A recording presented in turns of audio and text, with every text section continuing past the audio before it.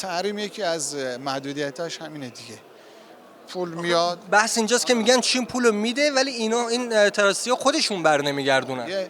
میگم که یکی محدودیتش همینه. مثلا یه نرخ تنزیل دلاری یه مبلغی داده میشه برای که جابجا بشه، بعد میاد تراستی هم دیگه برای خودشون الان نظارت هم نمیتونن روشون خیلی داشته باشن دیگه.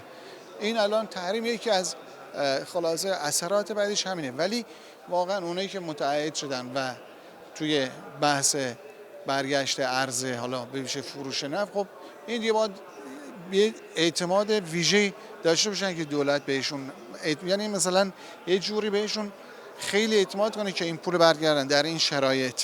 و حالا بیشتر خب پول فروش نفت کالا اساسی همون برمیشه دیگه، یا دارو هستش یا کالا اساسی که تا الان هم فکر کنم از پول نفت نزدیک 6 میلیارد دلار برای کالای اساسی داده شده. و برای همین میگم توی بودجه اون درآمده ما هم که اون مبلغ ریالش حالا من دقیق یادم نیست ولی 52% توی بودجه کشور اون، اینه یکی از اثرات تحریم هستش و هر کی میرسه در این فرایند سوء استفادهشو میکنه.